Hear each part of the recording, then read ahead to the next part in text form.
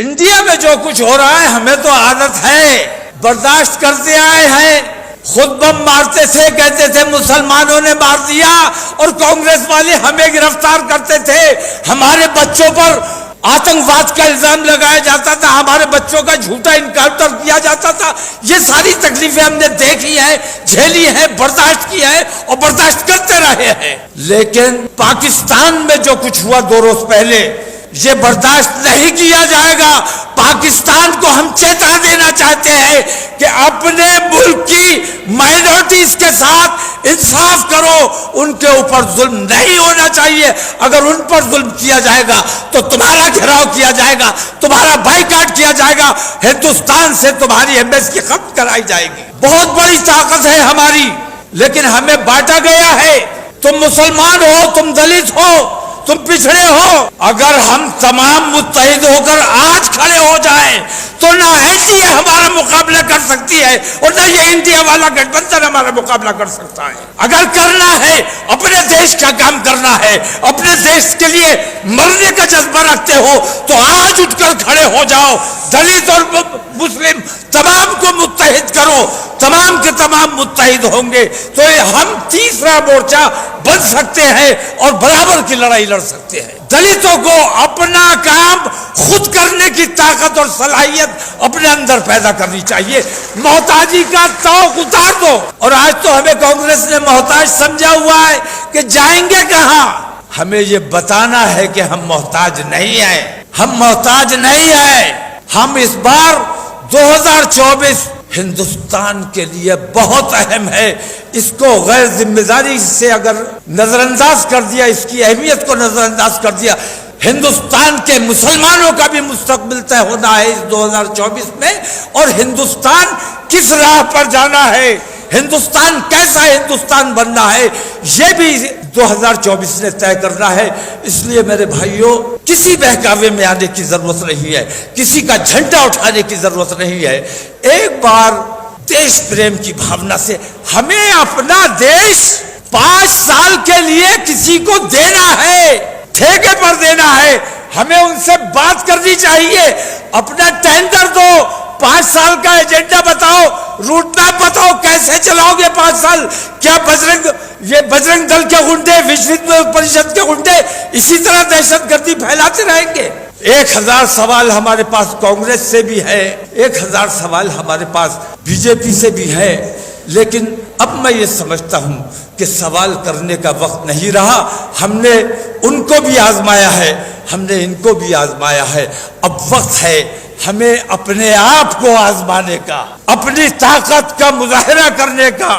اس لیے میں کہتا ہوں SC OBC مائنورٹیز تمام لوگ متحد ہو کر کھڑے ہو جاؤ. انشاءاللہ اتنی بڑی طاقت بنو گے کہ بھارتیہ جنتا پارٹی اور کانگریس تمہارا مقابلہ نہیں کر سکتے. اگر کرنے پہ آ جائے تو کیا نہیں ہو سکتا. وائلنس اس لیے ہے کیونکہ ووٹوں کی راجنیتی ہو رہی ہے. آج میں کہتا ہوں کہ 2024 کی سب کو فکر ہے، لیکن 2024 میں کرنا کیا ہے یہ فکر کسی کو نہیں ہے. ہر آدمی کہہ رہا ہے کہ ووٹ دینا ہے. جو بھارتیہ جنتا پارٹی سے ناراض ہے وہ یہ کہہ رہے ہیں کہ کسی صورت سے ان کو جانا ہے، کچھ بھی ہو ان کو ہرانا ہے. لیکن میں آپ سے پوچھتا ہوں، سوال ہے میرا کہ آپ نے نریندر مودی کے NDA کے 10 سال دیکھ لیے اور اس سے پہلے UPA کے منموہن سنگھ کے 10 سال آپ نے دیکھے.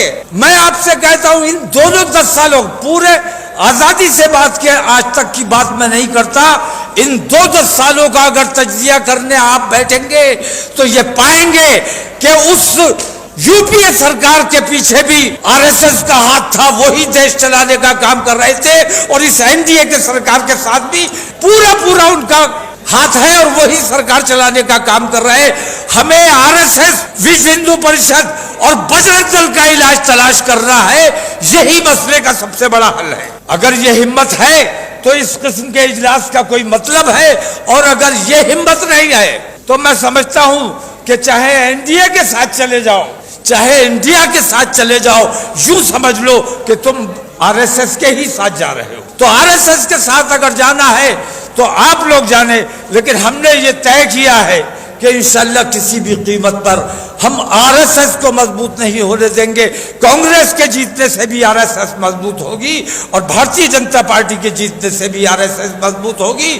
ہم دلت ہیں, OBC ہیں, مائنورٹیز ہیں, یہ تمام لوگ اگر مل کر متحد ہو کر کھڑے ہو جائیں گے, دیش پریم کی بھاونا سے اگر کھڑے ہو جائیں گے, تو میں نہیں سمجھتا ہوں آپ اگر لڑنے کی ہمت رہی ہے, میں تو اتنی ہمت رکھتا ہوں کہ الحمدللہ اگر تمام لوگ متحد ہونے کا وعدہ کریں, ایمانداری کا وعدہ کرے, تو انشاءاللہ تیسرا مورچہ بنایا جا سکتا ہے. لیکن اگر تیسرا مورچہ نہیں بھی بنایا جا سکتا تو اتنا ضرور کیا جا سکتا ہے کہ ہم اپنا ایک متحدہ محاذ بنائیں اور کم سے کم اپنی شرطوں میں یہ رکھیں کہ اب ہم نے تمہارا جھنڈا نہیں اٹھانا ہے, ہمیں کم سے کم 50 ٹکٹ چاہیے.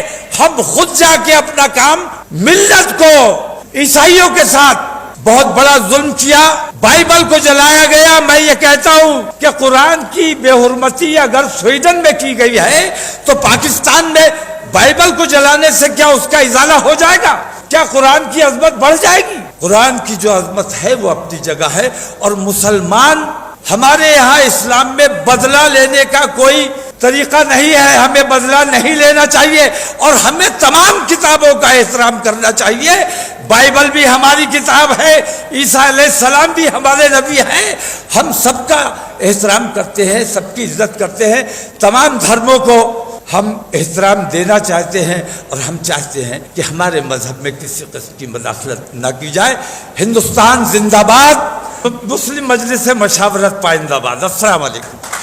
حاضرین آداب, تقریر کا وقت تو نہیں ہے بلکہ میں سمجھتا ہوں کہ اظہار تکلیف کا وقت ہے. سب سے پہلے میں مبارکباد پیش کرتا ہوں مسلم مجلس مشاورت کو کہ انہوں نے اتنا اہم پروگرام رکھا, ہمت جٹائی اور تمام لوگوں کو یہاں جمع کیا.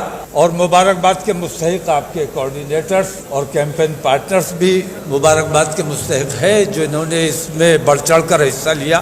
لیکن ساری گفتگو سننے کے بعد میں اس نتیجے پر پہنچا ہوں کہ مسائل کا ذکر سب نے کیا ہے, پریشانی سب نے بیان کی ہے, لیکن کوئی حل کی طرف نہیں جا سکا. سب سے بڑا مسئلہ ہے وائلنس انڈیا کا, اور ہندوستان کا یہ جو سب سے بڑا مسئلہ ہے اس کا حل کیا ہو سکتا ہے.